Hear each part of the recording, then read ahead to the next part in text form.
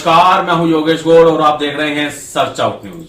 आइए शुरू करते हैं खबरों का सिलसिला। सबसे पहले खबर हापुड़ रोड पुलिस चौकी। पुलिस द्वारा आम आदमी के उत्पीड़न के मामले आए दिन प्रकाश में आते रहते हैं। ऐसा ही एक मामला हापुड़ रोड पुलिस चौकी का सामने आया है, जहां सब्जी मंडी में व्यापार करने वाले एक व्यापारी ने पुलिसकर्मी पर मानसिक और आर्थिक उत्पीड़न का आरोप लगाते हुए थाने में तहरीर दी है। आइए जानते हैं क्या है सारा मामला। हापुड़ रोड चौकी पर तैनात दीवान राजीव मलिक और उसकी वर्दी का खौफ हापुड़ रोड पर ही स्थित सब्जी मंडी के आड़तियों और सब्जी विक्रेताओं के सर चढ़कर बोल रहा है। सब्जी मंडी में सब्जी और फलों का व्यापार करने वाले चांद नामक व्यक्ति ने राजीव मलिक के खिलाफ कोतवाली में तहरीर दी है, जिसमें चांद ने आरोप लगाया है कि हापुड़ रोड चौकी पर तैनात दीवान राजीव मलिक आए दिन उन्हें शराब देने और चिकन मटन खिलाने की फरमाइश कर उनका उत्पीड़न कर रहा है, और जब उनके द्वारा शराब और चिकन देने से इनकार किया जाता है तो झूठे मामले में फंसाकर जेल भेजने की धमकी देता है। चांद ने बताया कि जब से लॉकडाउन शुरू हुआ है तब से राजीव मलिक सब्जी मंडी में व्यापार करने वाले सब्जी व फल विक्रेताओं का मानसिक व आर्थिक उत्पीड़न कर रहा है, और जब इसका विरोध किया जाता है तो वह गाली गलौज, मारपीट और जेल भेजने की धमकी देता है। चांद ने राजीव मलिक द्वारा शराब चिकन की डिमांड की जाने की रिकॉर्डिंग भी तहरीर के साथ पुलिस को सौंपी है और राजीव मलिक से जानमाल की रक्षा करने की गुहार लगाई है। क्या नाम है तुम्हारा? चांद कुरैशी नाम है जी। साहब क्या काम करते हो आप? सिर्फ मंडी में काम करते हैं। सब्जी वगैरह बेचते हो? सब्जी वगैरह बेचते हैं, फल भी बेचते हैं हापुड़ रोड में। अच्छा, जो आज आपने तहरीर दी है, राजीव मलिक कोई पुलिस वाला है जी जी हापुड़ रोड चौकी पे, जी। क्या है मामला सारा ये? सर ये जब से लॉकडाउन लगा है तब से ही कभी बोतल मांगते शराब की, कभी कुछ मांगते, मुर्गा मांगते, बकरा मांगते। वो मैं खिलाया भी बहुत, लेकिन अब सारी चीज महंगी हो रही है। मैंने मना कर दिया देने से, तो अब कह रहे जेल जाना चाह रहा, ये कह रही मेरे से। और भी कुछ उत्पीड़न करते हैं? वो सब्जी वगैरह से काम करते हो? सब्जी वगैरह भी हाँ मांगते जी, हैं और आपसे? उसे भी ले जाते हैं और भी शिकायत है, मैं कहवा दूंगा। अच्छा, हाँ जी, मेरे पास रिकॉर्डिंग भी है, सब चीज है। और अब मुझसे कह रहे हैं, मैंने मना करी तो जेल जाना चाह रहा, उधर दुकान में ताला मारेंगे। सर 2.5% 1.5% टैक्स जितना माल हम बेचते हैं मंडी समिति में सरकारी खाते में भी जाता हमारा। कोई मेरा कोई ऐसे गंदा रिकॉर्ड भी नहीं। परेशान हो गए, फिर मैंने मशवरा लिया एक दो जनों से।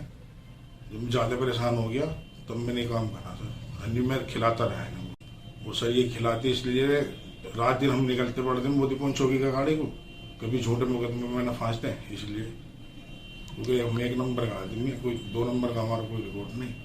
कहीं आप पूछ लेना। तो आपसे कभी मारपीट भी की इसने? धमकी दी खाली बस? नहीं, धमकी देते हैं। और जो मंडी में लोग हैं उनको औरों के साथ मारपीट भी करते हैं। और लोगों ने कभी इसकी शिकायत करने की कोशिश की है? शिकायत तो बहुत करते हैं, क्या मैं सब, मगर सब मजदूर आदमी कौन चक्कर में पड़ते हैं। प्रधानमंत्री नरेंद्र मोदी द्वारा 3 कृषि कानूनों को वापस लिए जाने का फैसला मजबूरी में लिया गया, यह कहना है नगर के जनप्रतिनिधि और व्यापारियों का। शुक्रवार को प्रधानमंत्री मोदी द्वारा 3 कृषि कानून वापस लिए जाने की घोषणा के बाद जनप्रतिनिधियों व व्यापारियों की प्रतिक्रिया आनी शुरू हो गई है। ज्यादातर लोगों को कहना है कि मोदी सरकार ने यह फैसला मजबूरी में लिया है, क्योंकि हाल ही में हुए कुछ राज्यों में उपचुनावों के दौरान भाजपा को बुरी तरह शिकस्त का सामना करना पड़ा था।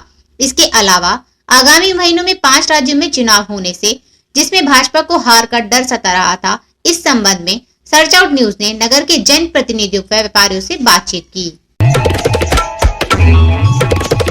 योगेश जी, जो कल प्रधानमंत्री ने कृषि बिल वापस लिए जाने की घोषणा की है, क्या मानते हैं आप, ये मास्टर स्ट्रोक है या फिर मजबूरी है सरकार की? देखिए, अभी जो 5 राज्यों में बाई इलेक्शन हुआ था उसमें बहुत बुरी हार देख करके भारतीय जनता पार्टी में महसूस हुआ है कि वो एक जन विरोधी काम कर रही है पिछले 7 साल से। उसी के तत्काल बाद उन्होंने पेट्रोल और डीजल पर 10 रुपये 5 रुपये जो घटाए थे, जो आप लोगों ने देखा था। उसके बाद में भी 2 दिन पहले जो प्रधानमंत्री जी गोरखपुर में गए थे हाईवे का उद्घाटन करने के लिए, वहाँ पर पब्लिक नहीं आई उनके कार्यक्रम में और कुर्सियाँ खाली रह गई। जिसके बाद उन्होंने अपने संगठन के लोगों से पूछा, भाई ये ऐसा क्यों है, लोग क्यों नहीं आ रहे? तो उन्होंने बताया कि साहब हमारा गाँवों में जाना ही लोगों ने प्रवेश ही वर्जित किया हुआ कि ऐसा क्यों है कि कृषि कानून की वजह से।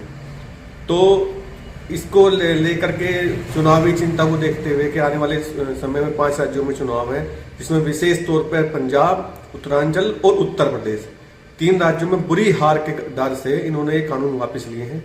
कानून वापस लिए हैं, इसमें किसान, मोदी जी कह रहे हैं कि हमने किसानों की भलाई के लिए कानून वापस लिए हैं, जबकि हमारा मानना है कि इस कानून में किसानों की भलाई के लिए कुछ था ही नहीं।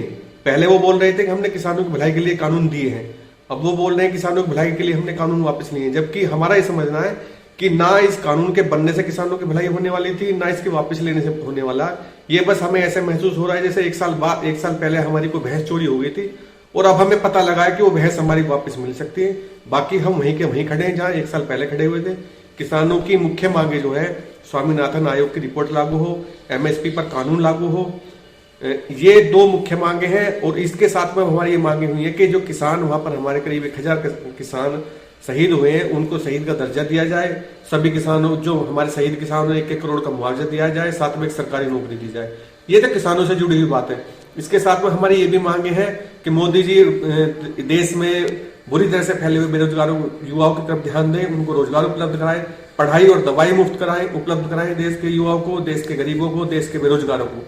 ये हमारी विशेष मांगे हैं और उन पर मोदी जी को ध्यान देना चाहिए, वरना ये जनता इनको उखाड़ फेंकने वाली 2022 और 2024 में। उनका आभास इन्हें हो चुका है, इसलिए इन्होंने कानून वापस लिए हैं। काले कृषि सोनी जी, कल जो प्रधानमंत्री ने कृषि बिल वापस लेने का घोषणा की है, ये सरकार द्वारा लिया गया फैसला मास्टर स्ट्रोक है या फिर मजबूरी में लिया गया फैसला? देखिए, केंद्र सरकार ने जितने बिल पास करे हैं सब जल्दबाजी में करे, कोई इनकी प्लानिंग नहीं है। कोई भी बिल पास करते हैं उसमें बार बार इन्हें संशोधन करना पड़ता है। वन मैन शो चल रहे, किसी जो बोर्ड की मीटिंग है, जो उसके स्पेशलिस्ट है, उसके नफे नुकसान तो कंपेरिजन करते नहीं। ऐसे उसी का ये परिणाम है कि देश को नुकसान होया, किसान को नुकसान होया, इतने लोगों की जानें चली गई उसमें और सालों जाम रहा है, किसान भी दुखी रहा है, उसमें परेशान रहा। तो ये इनकी जो केंद्र सरकार की है वो प्लानिंग ठीक नहीं है। तो आपका मानना मजबूरी में लिया गया फैसला है ये फैसला जो लिया है इन्होंने, फैसला जब इन्होंने बिल पास करा वही ना समझी थी इनकी। यदि वो समझदारी से लेते तो आज इन्हें ये नौबत नहीं आती, किसान परेशान नहीं होता है देश का, और इन्हें ये बिल वापस भी नहीं लेना पड़ता।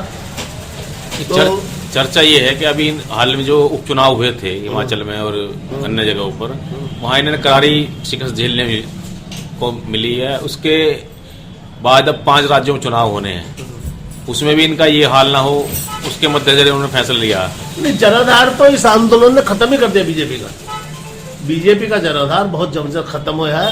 और चाहे वो जीएसटी हो, नोटबंदी हो और ये किसान बिल हो, सारे फैसले इनके गलत हैं। इस तरह के किसान तबाह होया है, व्यापारी तबाह होया है, नोटबंदी में जो प्राइवेट सेक्टर उसे खत्म कर दिया इन लोगों ने, आज देश में बेरोजगारी बढ़ी है।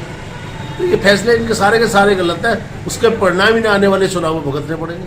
तो क्या आप क्या मानते हैं, फायदा मिलेगा आगामी चुनावों में या नुकसान रहेगा? ये तो बिल ही बता रहा है जो बैकफुट पर आया मोदी, तो इसका मतलब क्या, सरकारी बैकफुट पर आ गई, परिणाम तो इनका खराब। अध्यक्ष जी, कल जो प्रधानमंत्री मोदी ने कृषि बिल वापस लिए जाने की घोषणा की है, तो इसे जो है कोई चुनावी एजेंडा या मास्टर स्ट्रोक माना जाए या फिर इनका फेलियर माना जाए, मजबूरी है इनकी? ये मोदी सरकार का सबसे बड़ा फेलियर है। विगत 1 साल से हमारे किसान धरने पर बैठे थे। जो काम मोदी जी ने कल करा है वो पहले भी हो सकता था। 700 किसानों की शहादत हो गई, लेकिन इन्होंने अपने सुनने को तैयार नहीं रहे, बस बैठक करते रहे, किसानों को बरगलाते रहे। इन्होंने किसी प्रकार को ऐसा स्टेप नहीं लिया जिससे किसानों को फ़ायदा हो। अंत में जो चुनाव ये हारे हैं, उपचुनाव में जिनकी हारत हुई है, और वेस्टर्न यूपी के अंदर पूरे देश में किसानों ने जो माहौल अपने से बना रखा है कि सरकार विरोध कर रही है किसानों का, सरकार गरीबों का विरोध कर रही है, उसके डर से इन्होंने फैसला लिया। तो ये जो फैसला आगामी चुनाव होने वाले हैं 5 राज्यों में, उस पर प्रभाव पड़ेगा कुछ? इसका प्रभाव ये पड़ेगा, ये सरकार जारी है, जाएगी और निश्चित जाएगी। गरीब मजदूर किसान विरोधी सरकार है, युवाओं को रोजगार नहीं दे पा रही सरकार, ये गरीबों की थाली से आटा छीनने वाली सरकार है, खाना छीनने वाली सरकार है। आप निश्चित रहिए, सरकार जरूर जाएगी यहाँ से। कोई लाभ नहीं मिलेगा आगामी चुनाव में इन्हें कुछ लाभ नहीं मिलेगा। जनता समझ चुकी है, देश समझ चुका है। प्रधानमंत्री का सबसे बड़ा फेलियर साबित होगा, पीएम का सबसे बड़ा, ये जो इन्होंने अपना पूरा एजेंडा बना रखा था 1 साल से किसानों को परेशान करने का, ये बिल्कुल फेलियर साबित होगा इनका। ये इससे किसी पे कोई फर्क चिकारा, ये जो कल प्रधानमंत्री ने वापस लेने की घोषणा की किसान बिल, ये मास्टर स्ट्रोक है, ये मजबूरी है? ये मजबूरी है। भाजपा को मजबूरी में ये फैसला वापस लेना पड़ा अपना। और ये नहीं जानते थे कि भारत कृषि प्रधान देश है, यहाँ की 70% जनसंख्या कृषि पर आधारित है। इसलिए इन लोगों को मजबूरी में, अपनी हार को देखते हुए मजबूरी में स्टॉक लेना पड़ा है। खटाना जी, ये जो कल घोषणा की है प्रधानमंत्री ने कृषि बिल वापस ले जाने की, जी क्या मानना है आपका? मजबूरी है या मास्टर स्ट्रोक है? देखिए, जो अभी तक समझ में आ रहा है और जो सब लोग बोल रहे हैं, तो एक तरह से ये मजबूरी दिखाई दे रही है, क्योंकि कई राज्यों में चुनाव आ रहे हैं और क्योंकि मैं भी एक किसान परिवार से ही आता हूं, तो मुझे भी पता था कि वे कहीं ना कहीं बिलों में कमी है। और अब जब सरकार ने खुद ही मान लिया है, तो इससे अच्छी बात और क्या होगी। किसान खुश हैं और ठीक है, जो सरकार ने फैसला लिया है वो पता नहीं किसानों को हितों के देखते हुए लिया है या अपने हितों को देखते हुए लिया है। भारत की आम जनता की जीत है। यह जीत भारत के किसानों की जीत है, जिन्हें यह मुट्ठी भर किसान कहा करते थे, जिन्हें नकली किसान कहा करते थे। आज उन किसानों ने बता दिया है, आज उन किसानों ने जता दिया है कि बॉर्डर पर बैठे किसान नकली नहीं है, बॉर्डर पर बैठे किसान असली है। यह 3 बिल तो वापस होने ही थे, बस देखना ये था कि ये लड़ाई कब तक चलेगी। तीनों बिल वापस होना बॉर्डर पर शहीद हुए किसानों के लिए एक सच्ची श्रद्धांजलि होगी। बस शर्मनाक स्थिति उन लोगों के लिए है जो पिछले साल से बार बार यही समझा रहे थे कि कृषि कानूनों में यह फायदा है और कृषि कानूनों से किसानों को यह फायदा। अब वो किस मुंह से कहेंगे कि इनमें क्या फायदा है। मेहराम चंदेला और डॉक्टर अनुज अग्रवाल को पश्चिमी उत्तर प्रदेश संयुक्त उद्योग व्यापार मंडल का अध्यक्ष और नगर महामंत्री चुना गया है। पश्चिम उत्तर प्रदेश संयुक्त उद्योग व्यापार मंडल रजिस्ट्रेशन मोदीनगर द्वारा आज मंडल के प्रदेश अध्यक्ष श्री घनश्याम दास गर्ग जी व प्रदेश महामंत्री तिलक राज अरोड़ा का स्वागत किया गया। स्थानीय फूड प्लाजा होटल स्थित सभागार में प्रदेश व जिले से आए विभिन्न पदाधिकारियों का भव्य स्वागत किया गया। इससे पूर्व व्यापार मंडल के चुनाव में सर्वसम्मति से मेहराम चंदेला को नगर अध्यक्ष व डॉक्टर अनुज अग्रवाल को नगर महामंत्री चुना गया। निश्चय डंग को नगर अध्यक्ष युवा घोषित किया गया। मंच का संचालन डॉक्टर अनुज अग्रवाल ने किया। भाजपा महिला देहात मंडल की अध्यक्ष निधि चौधरी के नेतृत्व में कमल शक्ति लाभार्थी चौपाल का सफलतापूर्वक समापन किया गया। मोदीनगर देहात मंडल अध्यक्ष निधि चौधरी के नेतृत्व में मोदीनगर देहात मंडल के 3 शक्ति केंद्रों पर लगातार कमल शक्ति लाभार्थी चौपाल कार्यक्रम सफलतापूर्वक संपन्न हुआ। इस अवसर पर पश्चिम उत्तर प्रदेश क्षेत्रीय मंत्री महिला मोर्चा सिद्धि प्रधान अग्रवाल मुख्य अतिथि के रूप में मौजूद रही। निधि चौधरी ने भाजपा सरकार द्वारा चलाई जा रही जन कल्याणकारी योजनाओं के विषय में महिलाओं को अवगत कराया और चौपाल में उपस्थित सभी लाभार्थी बहनों को बधाई दी। निधि चौधरी ने सभी लाभार्थी बहनों से देश में फिर पूर्ण बहुमत से भाजपा सरकार लाने के लिए आग्रह किया। मोदीनगर देहात मंडल के शक्ति केंद्र 8, शक्ति केंद्र 9, शक्ति केंद्र 10 पर लाभार्थी बहनों के साथ लाभार्थी चौपाल सफलतापूर्वक संपन्न हुई। इस अवसर पर मोदीनगर देहात मंडल की रेखा चौधरी, मोनिका, निशा आदि लाभार्थी बहनें उपस्थित रहीं। आज खबरों में इतना ही। कल आपसे फिर कुछ और नई खबरों के साथ मुलाकात होगी।